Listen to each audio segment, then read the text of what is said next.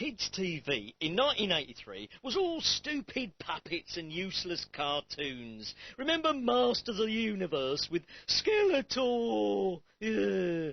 He needed to get a good meal inside him. And what about Mr. I Have the Power? He-Man. Now that idiot must have lived down the gym. And the Masters of the Universe.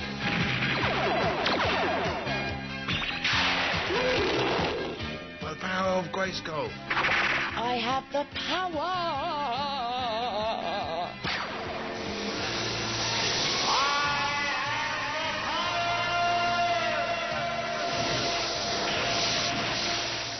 I mean, it was always on when you got in from school. That was the great thing. You'd get in and you'd have to sit through that awful thing with Rod Hull-and-Emu, God rest his soul, with grot bags. And then after that, on came He-Man with She-Ra and then the scary Skeletor. In the 70s, you had kind of Hanna-Barbera cartoons, and it was all very cute. And in the 80s, cartoons became much more sort of high-powered. He-Man now has a mighty Thunder Punch. Thunder Punch, He-Man's loaded with caps and ready for battle with the evil Spycore. Toy manufacturers started to realise that cartoons were the best sell-through mechanism for the toys. I, Skeletor, have another warrior named Whiplash. He-Man was really the first one of those phenomena. It was the first time that a show was launched simultaneously with a toy. What followed He-Man were things like Teenage Mutant Ninja Turtles and Mighty Morphin Power Rangers and, most recently, Pokemon. Spycore is trapped in the slime pit.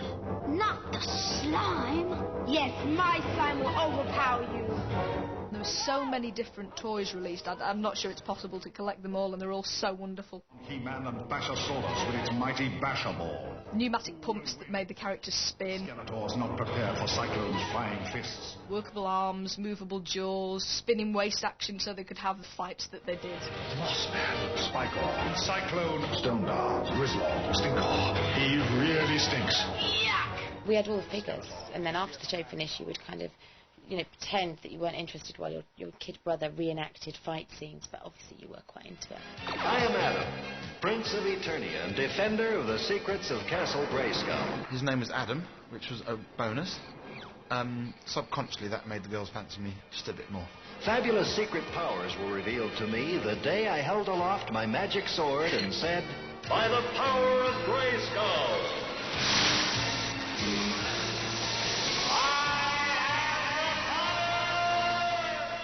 He-Man's physique. Really overly developed muscles. Schwarzenegger and drag, I guess. I'll be back. He-Man had these legs that just didn't exist, and kids would be taping like legs of lamb to the back of the legs, to look like him. Kids love the idea of transforming characters.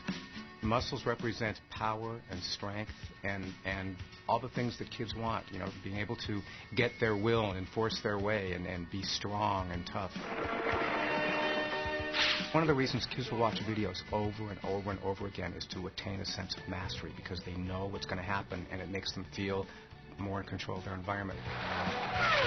Masters of the Universe had all these fantastic technical advancement in weaponry, in flying, but they lived in a castle with no central heating. They were so busy developing weaponry that nobody ever went so we could double glaze these windows. And all the times that castle got attacked, you never saw a plumber or a brickie. Skeletor. I played Skeletor, the villain. I played Merman. Oh, why didn't you do that before? He lived underwater, so he talked like that. Let me get a little saliva in my throat. Merman always talked underwater. And Skeletor was the villain. He was up in here somewhere. He was a bad dude. That was a big mistake, Skeletor. Not as big as the mistake you're about to make, He-Man. I really despised it. In the first place, such a weird-looking thing, the walking skull, which is enough to give you nightmares to begin with. Well, who asked you, you little vermin? The kids on the playground were, calling each other Skeletor or insulting each other with some of the phrases that we used in the show. I can't remember his name. There was a skinny kid who had really sunken eyes. Isn't it so cool? If you happen to look like someone in a cartoon, that's your whole school day's ruined.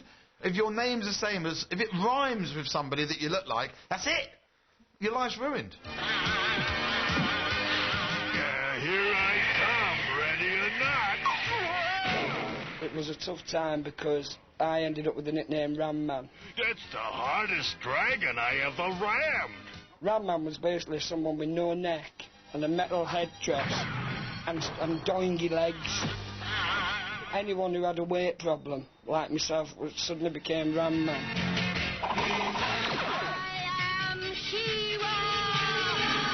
I was more into his sister She-Ra, Princess of Power. She can't fight the evils of the universe in trousers. She's got to have a short skirt. She had enormous tits. I'm sorry, she had enormous tits. Don't know why, but they were abnormally large. I remember them just going and actually curving under like that and having a flat stomach. And later on in life I realised that the two don't go. Someday all of our worlds will live in peace and there will be no reason to fight or to fear what tomorrow may bring. I pray it will be soon. There would be little pieces of morality in there, little lessons in there, yeah. And it was He-Man's job to point that out. Make-believe can be fun, and there's nothing wrong with imagining great adventures. But never forget that when it's the real thing, someone can get hurt. Even the good guys. Even you.